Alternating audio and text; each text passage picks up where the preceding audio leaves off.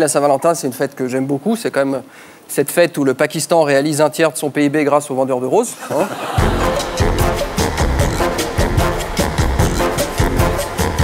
J'accueille Gaspard Proust pour Elle est pas belle, la fille.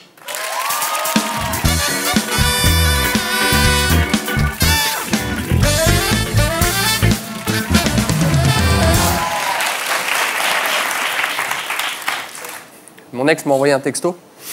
Elle m'a dit bon, c'est pour pas que tu la prennes vie à quelqu'un d'autre, mais j'ai retrouvé quelqu'un. Alors j'ai répondu je suis vraiment triste que contrairement à moi, tu n'aies retrouvé qu'une seule personne. Courage. Alors, qui nous fait le plaisir donc Dumas, hein, l'homme qui d'année en année nous prouve à quel point François Mitterrand était une petite nature. Guillaume, toujours pas trouvé de maison? Toujours. J'ai l'impression qu'on le voit tout le temps ici. Oui, et puis c'est ma maison. Bah oui, t'as fait combien de saisons déjà, toi ici? 7. Moi, j'en ai fait 7. Hein. Donc tu peux t'accrocher. Oui, mais c'était. Oui, mais. non, mais.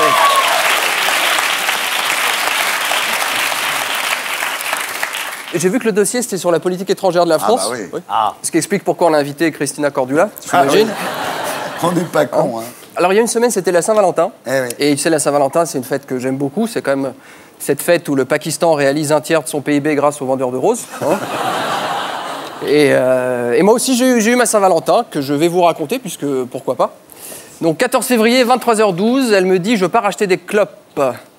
Depuis, plus de nouvelles. Elle m'a fait une Xavier Dupont de Ligonnès, jamais retrouvée. Bon, j'avoue que moi, ça m'est déjà arrivé de la laisser sans nouvelles, mais ça durait jamais plus de 6 mois, 1 an, juste le temps de respirer. Alors, je lance un avis de recherche. Physiquement, comment vous la décrire entre Mimi Mati et Barry White? Je peux pas être plus précis. Elle avait aussi un petit cahier Hello Kitty. Ça revient en force dans les classes de 3e, là, c'est la mode.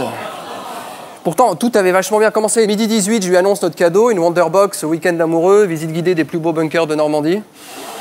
15h17, elle est d'humeur taquine et me demande quelle serait ma partenaire idéale pour partager une soirée romantique. Pour la valoriser, je réponds bah, Cécile Duflo, évidemment. Hein?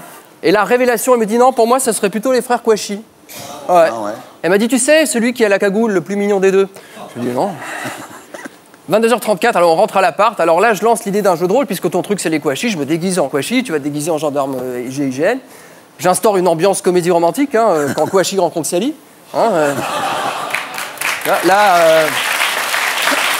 Et là, elle explose en larmes. Mais j'en ai marre des bars à soupe, des expos Jeff Koons, des showcases Christine and the Queens. Je veux du sable, de la poussière, du sang, faire l'amour avec un dromadaire. Je dis, mais... Fais-moi voyager en Irak ou à défaut, emmène-moi dans un endroit qui s'en rapproche. Je lui ai dit, bah, le 19e arrondissement, c'est pas loin.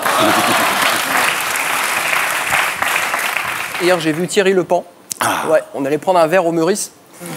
Oui, parce que il veut s'inspirer de la salle à manger de l'hôtel pour décorer la cabane de son jardin. Il m'a dit Gaspard, je suis soulagé, la CGT, j'en pouvais plus. Tu sais qu'à la fin, ils m'ont baissé de moitié la limite de ma carte Gold. Non, mais franchement, toi et moi, t'as déjà essayé de vivre avec à peine 20 000 € par mois à Paris? Quand je vois le mec qu'ils ont mis à ma place à la CGT. Ah oui. Oui, ils ont mis le mec sur la Martinez. Il m'a dit mais le type, il est complètement coupé des réalités, quoi. Et il est persuadé que Berluti, c'est une machine à fraiser des boulons.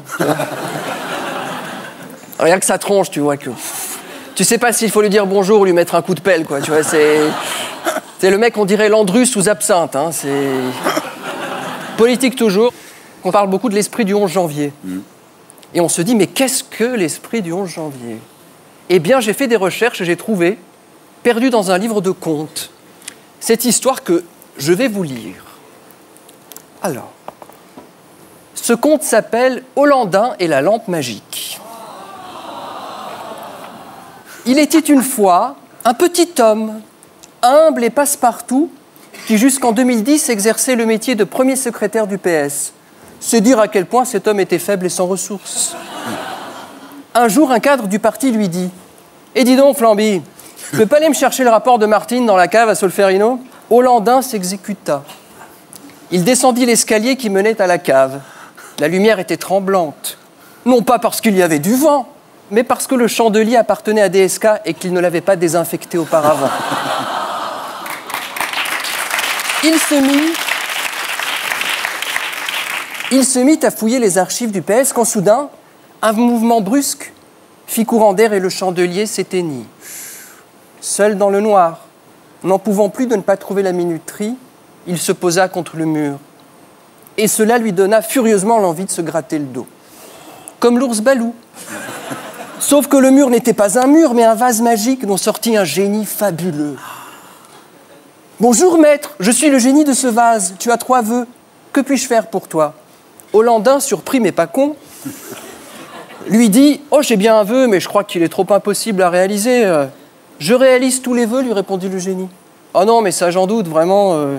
Moi, enfin, je voudrais bien être président de la République, mais... » Le génie le regarda plus minutieusement et lui répondit « En effet, il faut que je vérifie avec ma hiérarchie. » 1 heure plus tard, il dit à Hollandin « Écoute, je suis le premier étonné, mais c'est possible. » C'est ainsi qu'Hollandin devint président de la République. Mais à peine élu, sa princesse commença à les lui casser menu.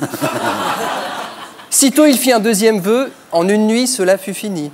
Hélas, à peine la casse-couille congédiée, sa cote de popularité continua à dégringoler et, à quoi, malheur, vient s'ajouter une catastrophe meurtrière. « Génie, oh génie, je suis dans le caca, que faire ?» Ne t'inquiète pas, j'ai ce qu'il te faut, un slogan très beau et très enlevé, l'esprit du 11 janvier. Hélas, ce fut le dernier vœu.